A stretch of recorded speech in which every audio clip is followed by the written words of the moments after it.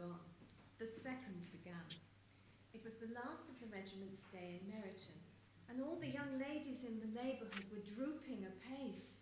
The dejection was almost universal.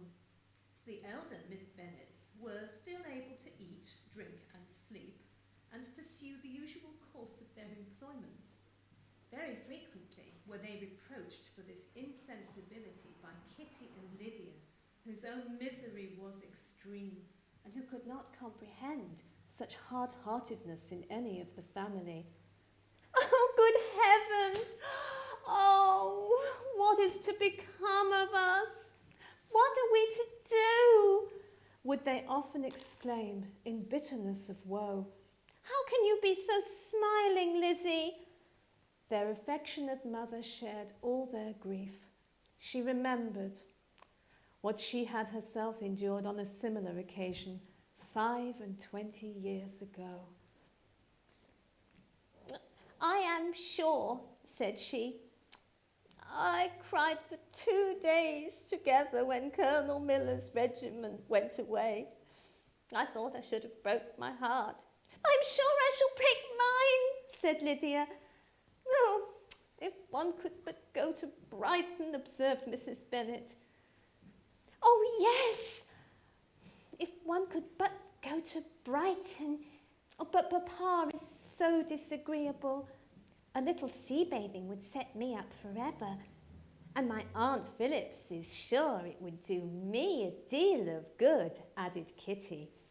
Such were the kind of lamentations resounding perpetually through Longbourn House. Elizabeth tried to be diverted by them, but all sense of pleasure was lost in shame. She felt anew the justice of Mr. Darcy's objections, and never had she before been so disposed to pardon his interference in the views of his friend. But the gloom of Lydia's prospect was shortly cleared away, for she received an invitation from Mrs. Forster, the wife of the colonel of the regiment, to accompany her to Brighton. This invaluable friend was a very young woman, and was lately married. A resemblance in good humour and good spirits had recommended her and Lydia to each other, and out of their 3 months' acquaintance, they had been intimate too. The rapture of Lydia on this occasion, her adoration of Mrs. Forster, the delight of Mrs. Bennet, and the mortification of Kitty are scarcely to be described. Wholly inattentive to her sister's feelings, Lydia flew about the house in reckless ecstasy, calling for everyone's congratulations and laughing and talking with more violence than ever, whilst the luckless Kitty continued in the parlour, repining at her fate in terms as unreasonable as her accent was peevish. I cannot see why Mrs. Forster should not ask me as well as Lydia, said she. Though I am not her particular friend, I have just as much right to be asked as Lydia has, and more too, for I am 2 years older. In vain did Elizabeth attempt to make her reasonable, and Jane to make her resigned.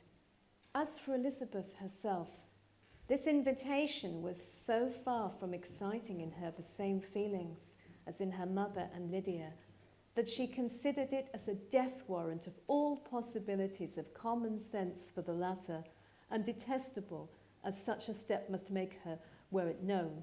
She could not help secretly advising her father not to let her go. She represented to him all the improprieties of Lydia's friendship of such a woman as Mrs. Forster, and the probability of her being yet more imprudent with such a companion at Brighton, where the temptations must be greater than at home. He heard her attentively, and then said, Lydia will never be easy till she has exposed herself in some public place or other, and we can never expect her to do it with so little expense or inconvenience to her family as under the present circumstances. If you were aware, said Elizabeth, of the very great disadvantage to us all which must arise from the public notice of Lydia's unguarded and imprudent manner, nay, which has already arisen from it, I am sure you would judge differently in the affair. Already arisen, repeated Mr. Bennet. What? Has she frightened away some of your lovers, Lizzie? Poor little Lizzie, but do not be cast down. Such squeamish youths as cannot bear to be connected with a little absurdity are not worth a regret. Come, let me see the list of the pitiful fellows who have been kept aloof by Lydia's folly. Indeed, you are mistaken. I have no such injuries to resent. It is not of peculiar, but of general evils which I am now complaining. Our importance, our respectability in the world must be affected by the wild volatility, the assurance and the disdain of all restraint which mark Lydia's character. Excuse me, for I must speak plainly. If you, my dear father, will not take the trouble of checking her exuberant spirits and of teaching her that her present pursuits are not to be the business of her life, she will soon be beyond the reach of amendment. Her character will be fixed, and she will, at 16, be the most determined flirt that ever made herself and her family ridiculous. A flirt, too, in the worst and meanest degree of flirtation, without any attraction beyond youth and a tolerable person, and from the ignorance and emptiness of her mind, wholly unable to ward off any portion of that universal contempt which her rage for admiration will excite. In this danger, Kitty is also comprehended. She will follow wherever Lydia leads, vain, ignorant, idle, and absolutely uncontrolled. Oh, my dear father, can you suppose it possible that they will not be censured and despised wherever they are known, and that their sisters will not often be involved in the disgrace?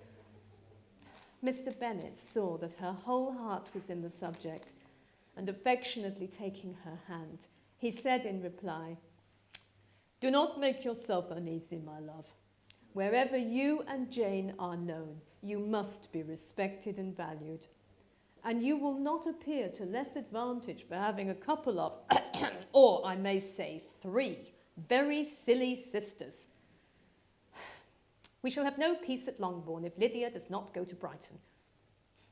Let her go then. Well, Colonel Foster is a sensible man. He'll keep her out of any real mischief. And she is luckily too poor to be an object of prey to anybody. At Brighton she will be of less importance even as a common flirt than she has been here. The officers will find women better worth their notice. Let us hope, therefore, that her being there may teach her her own insignificance. At any rate, she cannot grow many degrees worse without authorising us to lock her up for the rest of her life." With this answer, Elizabeth was forced to be content. But her own opinion remained the same, and she left him disappointed and sorry. It was not in her nature, however, to increase her vexations by dwelling on them. She was confident of having performed her duty, and to fret over unavoidable evils, or augment them by anxiety, was no part of her disposition. Had Lydia and her mother known the substance of her conference with her father, their indignation would hardly have found expression in their united volubility. In Lydia's imagination, a visit to Brighton comprised every possibility of earthly happiness. She saw with the creative eye of fancy the streets of that gay bathing place covered with officers. She saw herself the object of attention to tens and to scores of them at present unknown. She saw all the glories of the camp, its tents stretched forth in beauteous uniformity of lines, crowded with the young and the gay, and dazzling with scarlet. And to complete the view, she saw herself seated beneath a tent, tenderly flirting with at least 6 officers at once. Had she known that her sister sought to tear her from such prospects and such realities as these, what would have been her sensations? They could have been understood only by her mother, who might have felt nearly the same. Lydia's going to Brighton was all that consoled her for the melancholy conviction of her husband's never intending to go there himself. But they were entirely ignorant of what had passed, and their raptures continued with little intermission to the very day of Lydia's leaving home. Elizabeth was now to see Mr. Wickham for the last time. Having been frequently in company with him since her return, agitation was pretty well over, the agitations of former partiality entirely so. She had even learnt to detect, in the very gentleness which had first delighted her, an affectation and a sameness to disgust and weary. In his present behaviour to herself, moreover, she had a fresh source of displeasure, for the inclination he soon testified of renewing those attentions which had marked the early part of their acquaintance could only serve, after what had passed, to provoke her. She lost all concern for him in finding herself thus selected as the object of such idle and frivolous gallantry, and while she steadily repressed it, could not but feel the reproof contained in his believing that, however long and for whatever cause, his attentions had been withdrawn, her vanity would be gratified and her preference secured at any time by their renewal. On the very last day of the regiment's remaining in Meryton, he dined with others of the officers at Longbourn, and so little was Elizabeth disposed to part from him in good humour, that on his making some inquiry as to the manner in which her time had passed at Hunsford, she mentioned Colonel Fitzwilliam's and Mr. Darcy's having both spent 3 weeks at Rosings, and she asked him if he were acquainted with the former. He looked surprised, displeased, alarmed, but with a moment's recollection and a returning smile, replied that he had formerly seen him often, and after observing that he was a very ungentlemanlike man, asked her how she had liked him. Her answer was warmly in his favour. With an air of indifference, he soon afterwards added, how long did you say he was at Rosings? Nearly 3 weeks. And you saw him frequently? Yes, almost every day. His manners are, well, very different from his cousin's. Yes, very different. But I think Mr. Darcy improves on acquaintance. Indeed, cried Wickham with a look which did not escape her. And pray may I ask? But checking himself, he added in a gayer tone, is it in address that he improves? Has he deigned to add aught of civility to his ordinary style? For I dare not hope, he continued in a lower and more serious tone, that he is improved in essentials. Oh, no, said Elizabeth. In essentials, I believe he is very much what he ever was. While she spoke, Wickham looked as if scarcely knowing whether to rejoice over her words or to distrust their meaning.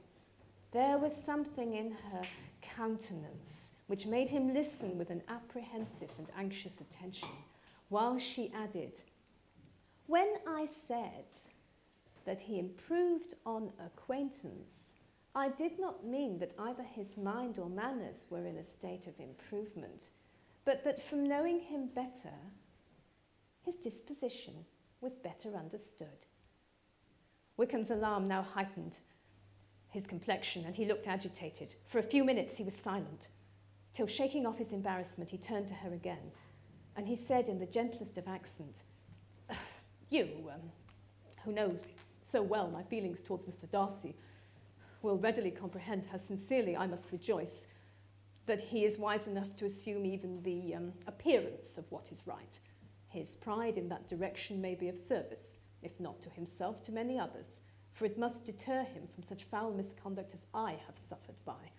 I only fear that the sort of cautiousness to which you, I imagine, have been alluding, is merely adopted on his visits to his aunt, of whose good opinion and judgment he stands much in awe. His fear of her has always operated. I know when they were together, and a good deal is to be imputed to his wish of forwarding the match with Mr. Burr, which I am certain he has very much at heart.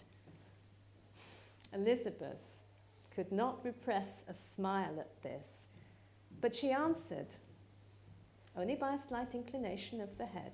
She saw that he wanted to engage her on the old subject of his grievances, and she was in no humour to indulge him. The rest of the evening passed with the appearance, on his side, of usual cheerfulness, but with no farther attempt to distinguish Elizabeth, and they parted at last with mutual civility, and possibly a mutual desire of never meeting again. When the party broke up, Lydia returned with Mrs. Forster to Meryton, from whence they were to set out early the next morning. The separation between her and her family was rather noisy than pathetic. Kitty was the only one who shed tears, but she did weep from vexation and envy. Mrs. Bennet was diffuse in her good wishes for the felicity of her daughter, and impressive in her injunctions that she would not miss the opportunity of enjoying herself as much as possible, advice which there was every reason to believe would be attended to, and in the clamorous happiness of Lydia herself in bidding farewell, the more gentle adieus of her sisters were uttered without being heard.